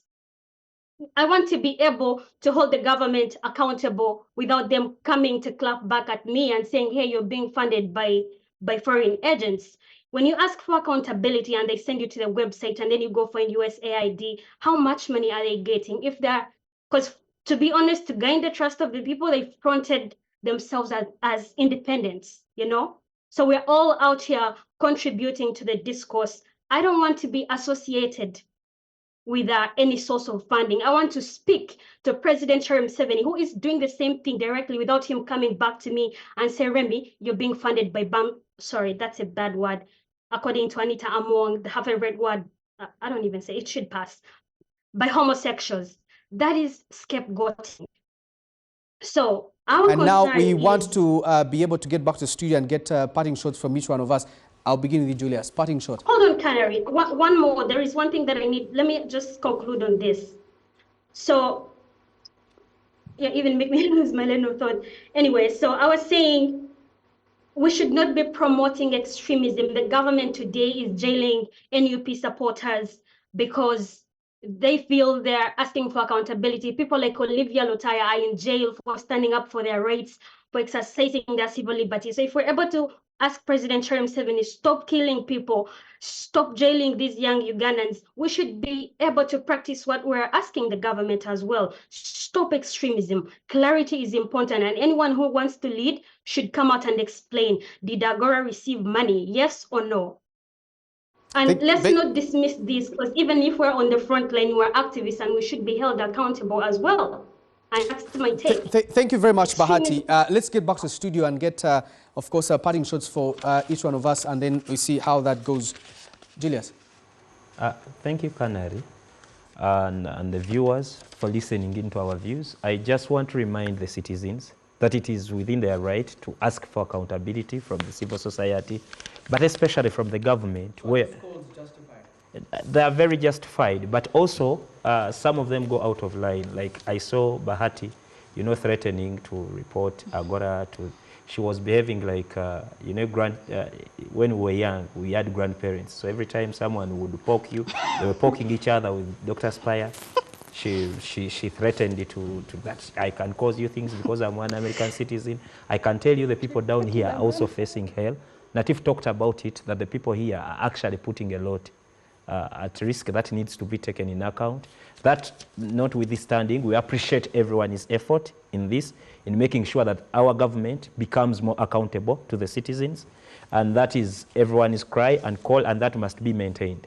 And finally, as I conclude, when you look at our major cries caused by the priorities of this government, you look at the parliament choosing to, you know, organize regional parliaments visits at 5 billion each, 20 billion. And our colleagues, intern doctors and young lawyers are not being deployed. And intern doctors only need 18 billion to be put, so, to be put to post. Remember last year, their allowance was cut from 2.5 to 1 million. And, but these are things that affect young people. And so when we push back, they say we are indisciplined, we are this and the other thing, because they don't want to listen. because they think that, sometimes their feelings or their privileges are more important than what we go through. Thank so you. the young people must not lose focus.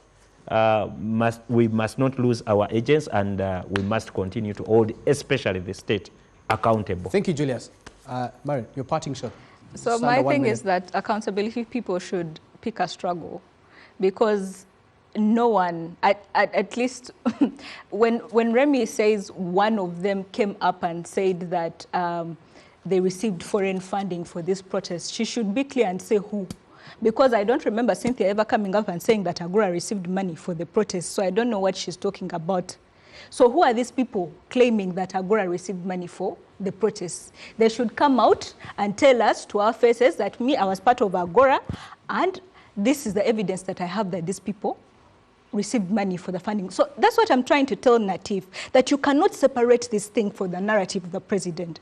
Because that's what people believe. That's why they are even asking for accountability. Because there's a narrative that he has sold that people received foreign funding. So they believe that Agora received foreign funding. He believes that Agora received foreign funding. He believes that Nicolas Opia received foreign funding. So he believes all these people that are activists in the space received foreign funding. Right. And that's a very problematic narrative for us who know for sure, because none of us has received any foreign funding. Who is and no us? process Who is us?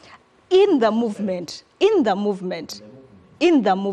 March to Protest movement, because we are all actors in this movement. Thank you very much, You Marion. get so we shouldn't bury our heads in the sand to say that there is no connection between it. The last point that I have is that it's a right for every Ugandan to apply for bail. I get what Natif is trying to say, the fact that we should be able to condemn the fact that bail fees is given for people who are protesting. For me, I would even go right and say that they didn't even deserve to get arrested in the first place.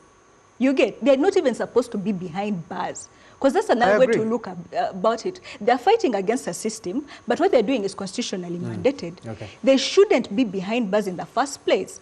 And Ugandans are saying that we're going to do whatever it takes to get them out. They shouldn't be there. That's not where they belong. Thank you very much, So the system Marion. is fighting them, and we are fighting back. And Thank our you. way of fighting back is that way. Thank you. Briefly. Yeah, thank you very much, guys. One thing I need people to recognize is we have grown up with conversations around young people being the future of this country. But with these protests and these campaigns that happen online and in physical spaces like this, young people are saying, our future is now and we want to be a part of it. And one way you be a part of that future is by not dismissing your own government and saying, I will not engage. So it's a strategic own goal for people to say, well, that's the oppressor, we are not going to engage them. It's important that you constantly engage and fight for every inch of grass that you get. Refusing to do that, you're losing the game right from the start. Now we understand that. I would want to thank everyone who participated in this. I would like to warn individuals and ask them to look at the lessons from the Arab Spring that quickly has turned into an Arab winter because of this whole, yes, because of this whole, you see, when you look at the Arab Spring, there's a clear similarity. These guys came around and said, their slogan was, the people want to bring down the government. Corruption and economic stagnation was the reason these people were fighting. Tunisia happens, Yemen happens, and all that stuff, and then a power vacuum gets created. If we hold parliament accountable, that is what the if we citizens shun are requesting engagement for. with government structures, No one wants we are to losing. take state power. Okay. Don't Gentlemen mislead us. and lady, thank you so much for honoring our invitation to be with us here on the Media Roundtable. Look, these guys ended it with a riot. There's no right here, but what I want to say is that, look, continue engaging with us using at NBS TV, but also hashtag NBS Media Roundtable. Thank you so much for, I've seen the comments online, quite interesting. Keep them coming. We love to hear that. Tag me at Kanara Mgume. My name is Kanara Mgume. Good morning. And you safe corridors.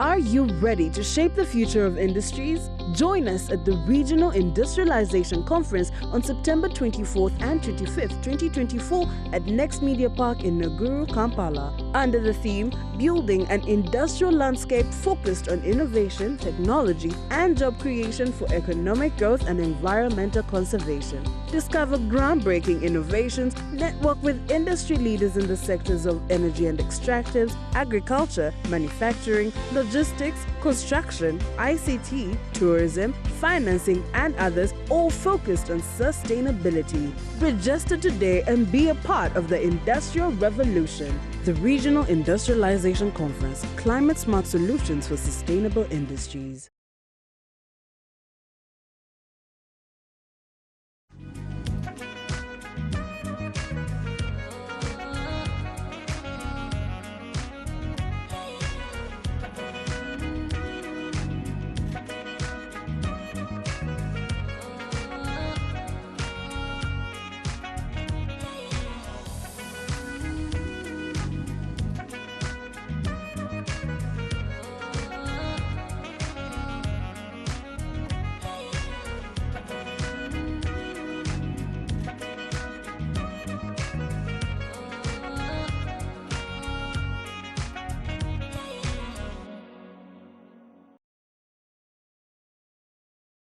Are you planning an event?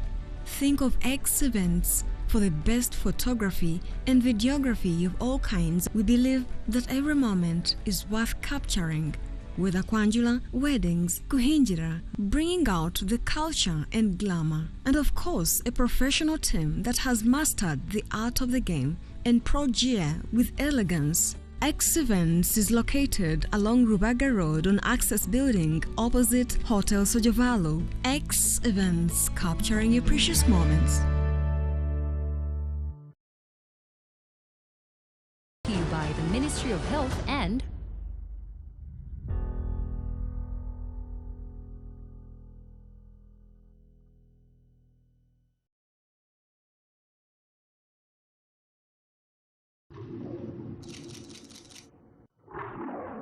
Superstar and Uganda's Little Hands Go Green presents the Green Festival. Can you sing? Can you dance? Can you model? Whatever your talent is, come and show it off at the Green Festival. Lugogo Grounds, only 10,000 shillings. Do you love the environment? Come and show it off at the Green Festival. It's a green family fun day out with all your favorite DJs and artists. Entrance is 10,000 shillings per child and parents go absolutely free. Remember, Lugogo Grounds, only 10,000 shillings. 9 a.m. to 6 p.m. Children with disabilities enter for free. The dress code is green. Every child gets a free fruit tree seedling. Sponsored by Reham, NEMA, NFA, and BSTV.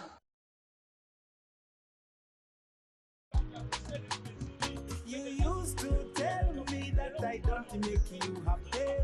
All that time you would be complaining. I'll call you every day. Yeah, yo, baby, don't know. You can now get all the Chibuzi out with MTN voice bundles. Call all networks. Kubei Dondoro. Buy a 25-minute voice bundle for only 1,000 or buy any daily voice bundle of your choice. Dial *100 *21# and select daily or use the My MTN app. When we talk together, we are unstoppable.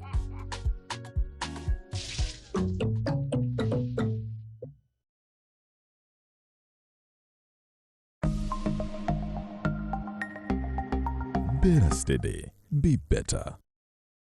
7 out of 10 of us have lost a substantial amount of money to fraudsters. Money we could have used to pay rent, invest in small businesses, clear fees, or send to mama in the village. Better steady and protect what's yours by being vigilant with your virtual transactions. Keep your PIN to yourself and only take calls from registered customer care numbers in case of telecom issues.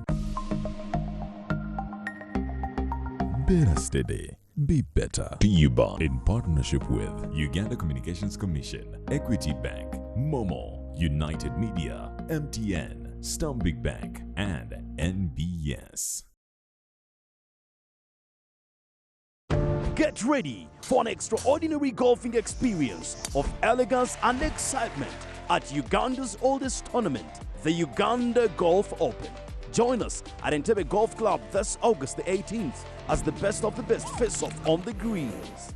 Witness thrilling shots, stunning putts, and nail-biting finishes as legends cement their legacy and rising stars make their mark. Experience the excitement, drama, and sportsmanship that only the Uganda Golf Open can deliver. Don't miss out on the action. Tune in to NBA Sport for exclusive coverage of the 2024 Uganda Golf Open 2024.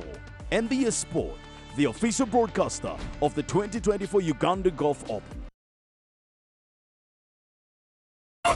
Satu August kumepira mwena na mlezi mtu abadasi likinde banga kati ya wakonde nga Satu August kumepira mwena kuzowe grounds elukoko wanina modra Tanuko masonse Ingine mitwane mili viepe mitwane tano Emeze ya siva milioni mbili Ate ya konde milioni nya Masani mulumu Joyce Bailwelo Lumu September Enen sita mitiona Musam September Muhinga Stadium Fort Poto Olamunana September Corping Hotel Hoima Katedra Musente Victoria University Sikama na voice Ni Angry Management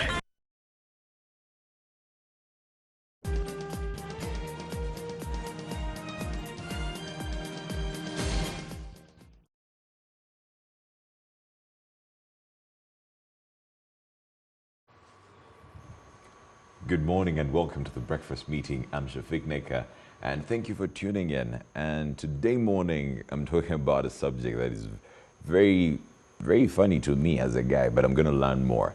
Skincare and all that. And I have two lovely ladies who will introduce themselves. I'll start with the one on the far end. What's your name? My name is Leah Kinywa. I'm a CEO and the co-founder of Glisten Skin Aesthetics. I'm a licensed and certified skincare consultant. I'm also an esthetician by profession. A what?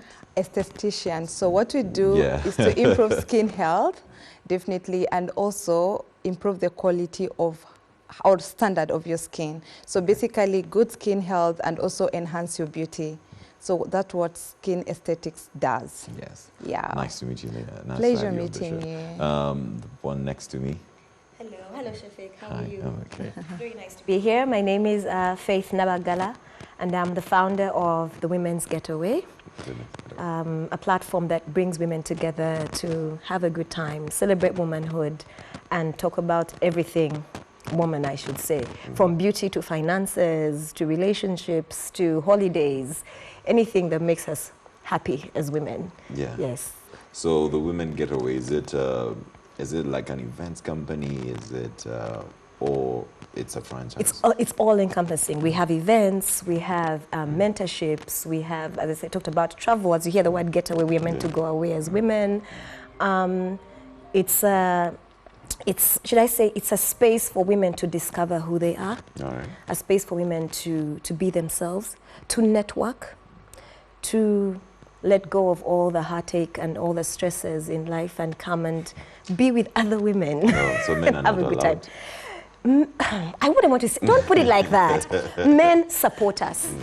Men support us. Yes. Men support us, and of course, at certain times we do invite men. Yeah. Let me just give you an example. This year we had a financial mentorship, and men were invited. So we're not selfish like that and say, oh no, it's just women. No, not at all.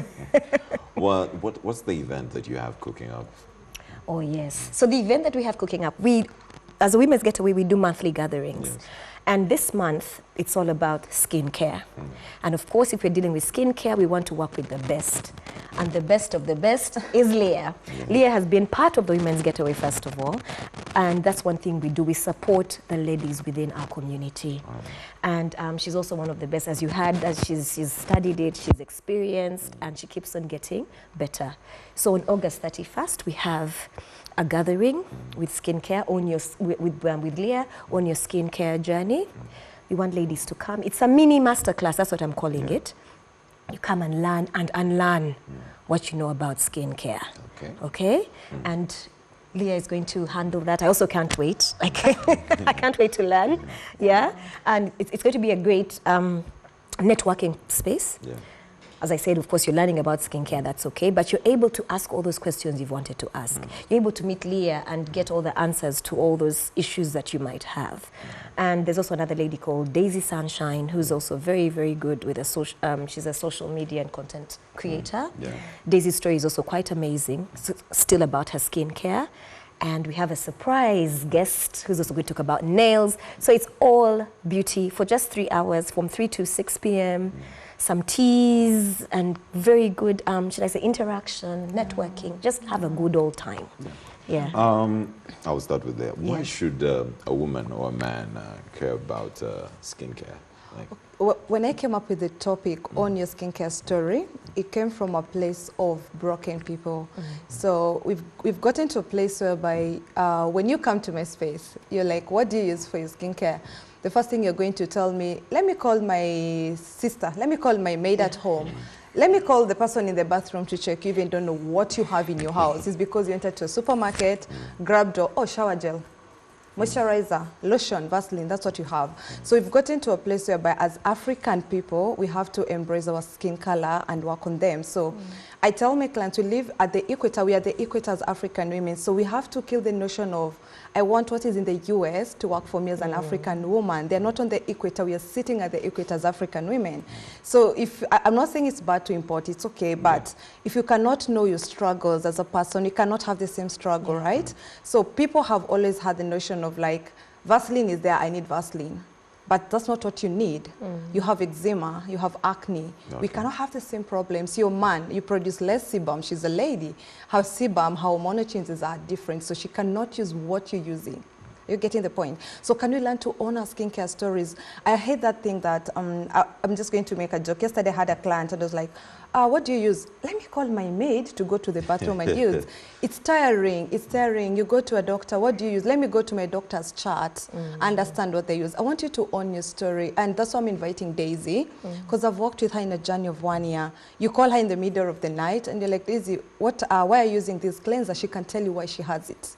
It's not like, they gave it to me at Glisten Skin Aesthetics, I'm using it. No, she knows why she's owning it. You ask her, why are you wearing a sunscreen? She knows, I have this sunscreen because this is my skin condition. But as you, when you travel, what are you going to do? Oh, they said sunscreen, SPF 50. Is it what you need? So what are those common mistakes that women normally do in their skins? 80% of the common mistake is people do not consult. That's the biggest mistake people do. You just walk in and assume skincare is for everyone. It's not for everyone. When I find something for my friends, I go to my friend's house, see what products she has, take a picture, I'll go buy the same products. That's the biggest, the biggest mistake is that we don't consult. And I'm so happy the industry in Uganda is growing, whereby now people consulting has not become a thing. Before it was like, you're stealing my money. Now people know, like, if I really have a struggle as a woman, I'm having adult female acne, for example, I can't just treat my skin like I have pimples. I have to know why I'm struggling with adult female acne. We've gotten to a place whereby you do not have just to wake up and wear skincare. You have to know that. So consultation is the biggest mistake they do.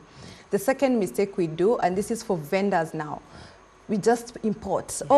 This product is trending on TikTok. We are importing. That's another mistake we are having. Vendors are not investing on why.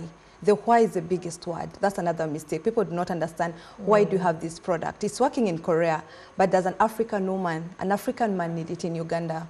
That's another problem that I am solving in my clinic, and that's a thing that we do every day. Someone will enter with 8 products and you're like, why do you have this? I went to a store, they told me they work. Another common mistake, I was told. But do you think you need them? I don't know, they just give them to me. So that's another mistake. We just own because TikTok said we own them. So we also have to kill that notion. Or another mistake that men don't need skincare. Men have really embraced. Actually, the only problem with men, they only come to my clinic if they have a problem. Men don't come to me if they're okay. No, you have a good skin, you not come to me. But if you have a problem, you come to me. So the men I see, it's only 5% in a whole year, but they come due to a problem. They don't come because they want skincare. No. I think that's typical. Is it a mistake or just it's a mistake. It's a mistake. It's a mistake because it's going to catch up with you. We are getting old. No one is going to get young, so they have to introduce.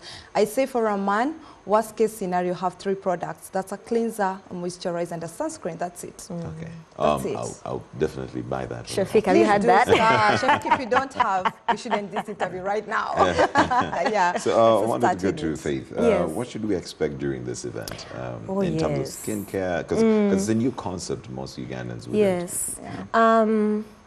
What to expect? First of all, we always try to, as I said, we are very intentional about who we partner with at the Women's Getaway.